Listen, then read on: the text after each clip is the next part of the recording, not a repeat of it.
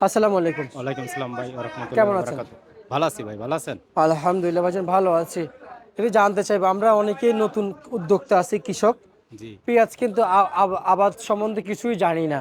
জি, কিছুই বুঝি না। বিক্রি সম্বন্ধেও জানি না, বুঝি না। জি, তাদের জন্য আজকে আমরা আপনাদের কাছে আসছি কিছু সংবাদ কালেকশন করার জন্য যাতে আপনাদের কাছে সংবাদটা নিয়ে সবাই যেন বাজারে জানতে পারে জি, এবং আপনাদের দ্বারা যেন আরেকজন উপকার হইতে পারে আপনাদের এই কথার দ্বারা। জি। যেমন পেঁয়াজ বিঘা প্রতি কিংবা শতাংশ প্রতি প্রতি শতাংশ কত মন হয় এই মুড়ি কাটা পেঁয়াজ প্রতি শতাংশে কত মন হয়?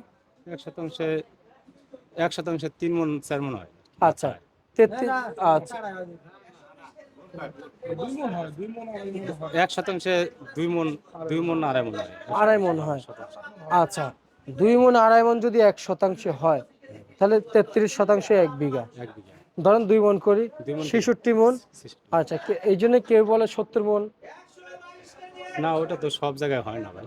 সব মাটিতে হয় না। হয় না, সব রকম সব মাটিতে হয় না। সব মাটিতে হয় না। আচ্ছা তার মানে কারো বেশি হয় কারো কম হয়। আচ্ছা পেঁয়াজ পেঁয়াজ যে পেঁয়াজ যে আমদানি করেছেন, পেঁয়াজ যে মার্কেটে আমদানি করেছেন ন্যায্য দাম পাইতেছেন? হয় এখনকার অবস্থায় মোটামুটি ভালোই চলতেছে। কৃষক এই অবস্থা হলে কৃষক কিছুটা চালান পাতি বাঁচবো আরকি। আচ্ছা আমরা তো মৌসুম শেষ পর্যায়ে আছি, জি। ফলন শুনতে পাচ্ছি ভালো হচ্ছে, কিন্তু এদিকে হালি পেঁয়াজের ফলনটা কেমন হচ্ছে আমরা এখন তথ্য পাইনি। হালি আপনি তো পেঁয়াজ তো আনতে তো ওঠে নাই ভাই। হালি পেঁয়াজ আমিও লাগাইছি কিছু। এটা আমার উঠতে আরো সময় লাগবো। আর কিছু পাবনা অঞ্চলে ওরা একটু আগে লাগাইছে ওদেরটা আইসা পড়বে এই ১ সপ্তাহ ২ সপ্তাহের মধ্যে আইসা পড়বে। মানে পাবনা জেলায় যারা আগে লাগাইছে তাদেরগুলো চলে আসবে, হ্যাঁ, ওদেরটা আগে আসবে। মানে আগে আগে চলে আসবে। চলে আসবে। আচ্ছা আচ্ছা আচ্ছা বুঝতে পারছি। ভাই রসুনের চাহিদা কেমন আছে বাজারে? মোটামুটি ৳৯০ ৳৮০ এমন বাজার আছে। আচ্ছা রসুনের কোয়ালিটি নাকি সম্পূর্ণ ভালো মানের দেখতে শুনতে পাচ্ছি যে কোয়ালিটি সম্পূর্ণ ভালো মানের দেখা যাচ্ছে রসুন। জি, কিন্তু ভাই আমার প্রশ্ন আপনার কাছে বলেন। একটাই, রসুন রসুনের যে দাম রয়েছে সেটা দাম বেশি, কিন্তু আপনারা বলেছেন আমদানিও বেশি, কিন্তু আমদানি বেশি অনুযায়ী চাহিদা নাকি তার চেয়েও বেশি। রসুনের পেঁয়াজ সেম দুইটাই, কিন্তু এই রসুনের বাজার কি আরেকটু বাড়বে না কমবে? আরেকটু বাড়লে ভালো হইতো ভাই। কি লিগে রসুন তো এত বেশি পড়ে না। রসুন কাটাপতি খুব কম। ৩ কম। মণ মাথায় ৩ মণ ৩.৫ মণ মাথায় হয় ভাই।